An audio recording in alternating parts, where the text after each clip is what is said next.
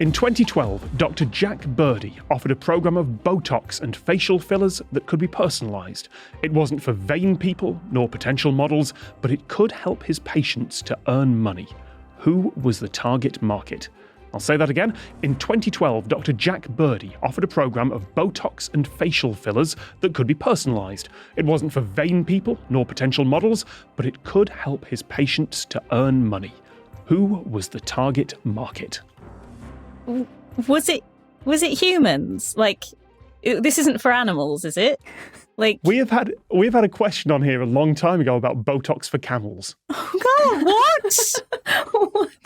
What? So they don't spit more? Yeah, spoilers from a much earlier episode of this podcast. It was for a camel beauty contest. Oh yeah, the camel beauty contest is a real thing. I've seen that on Amazing Race. Yeah, they have such nice eyelashes. So God. Lovely.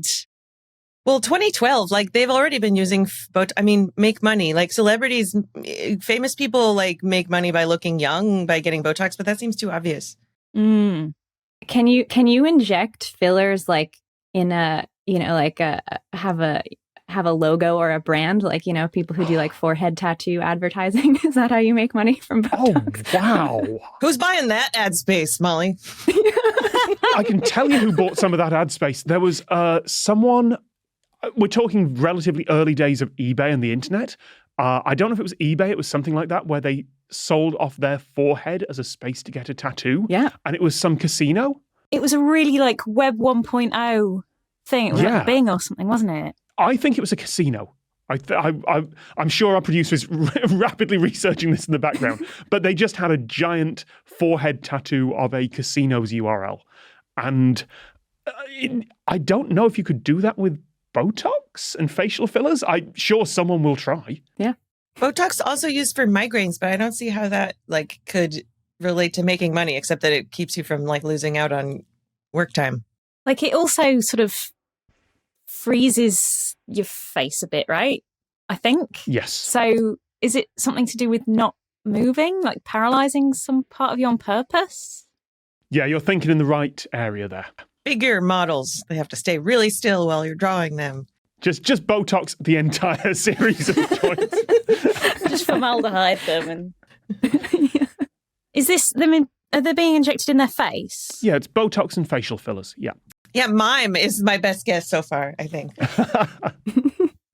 Would you need to like hold a really weird expression for a certain amount of time? Like if you're modeling for a DreamWorks poster and you need to have your eyebrow constantly. Have one eyebrow constantly arched for that long. Was it a staring contest that you could earn money, and if your eyes were frozen open, you would win the staring contest?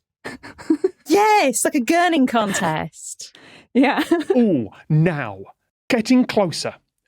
Very, very far away still, but definitely getting closer in the contest. I remember reading a story once about like, oh no, I tell you what, it wasn't a story. It was the Simpsons episode where he goes to the chili cook-off and he lines his throat with wax so that he can eat the hottest chili. Can you do that with Botox? Oh, it's you are all circling. Oh yeah, could you like paralyze, like for a hot dog eating contest, you could like paralyze your throat so you could just like shove it down more. Is it an eating contest of some kind, Tom? It's not eating. It's another part of the face, but it's smelling. Is it your gag reflex? I don't know if you can use Botox Botox to cancel your gag. No, you can't. But you're crying. Is it no crying? Onion cutting contest. I don't know, whatever contest this is, I've never heard of it. Yeah, I love that. That must exist. You name the thing, humans will turn it into a competition. Closest so far is staring contest. Certainly people will be looking very closely at your face during this. It's Marina Abramovich, and she's really having trouble maintaining her famous art installation where she stares at you the whole time. I have never heard of Marina Abramovich, and clearly everyone else in this conversation has. Is this just an artist who stares at you as art? The artist is present, Tom. The artist is present. That's what the art is, okay? Yes, she sits there and she stares at you, and she makes you cry. You probably recognize her if you looked up a picture of her. It's really famous. Thank you to our producer for pointing out we are steadily running through a lot of spoilers for old shows here. That's the artist who walked half of the Great Wall of China, apparently, as to meet up with someone. Oh, right, because someone else is coming the other way. So there are two loose threads here that, if you combine them, should answer this. And one half is there's money involved. This will help you earn a lot of money if you can keep your face under control. Poker face. There we go. Oh, what? Oh my God. Run me through it. So if you're doing poker and you have a really bad tell, like your eye twitches or something when you get a good hand, then you get Botox injected in you so that you don't give it away when you've got an ace. Absolutely right. This is Dr. Jack Birdie, who offered a program called Pokertox. It is Botox for poker players. Now, how much of that is him getting good PR and how many of these were actually given to poker players? How many poker players actually had this done? Couldn't tell you, but yes, that was the plan. Other people did point out that it wouldn't prevent tells like a throbbing vein or becoming more or less chatty. There is also a quote from World Series of Poker main event winner, Chris Moneymaker, apparently that is his actual name, who said that the worst poker tell he ever saw wouldn't have been helped by this at all.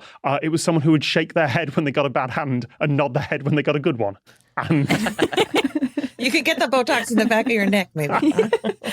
So yes, Dr. Jack Birdie offered Botox for poker players.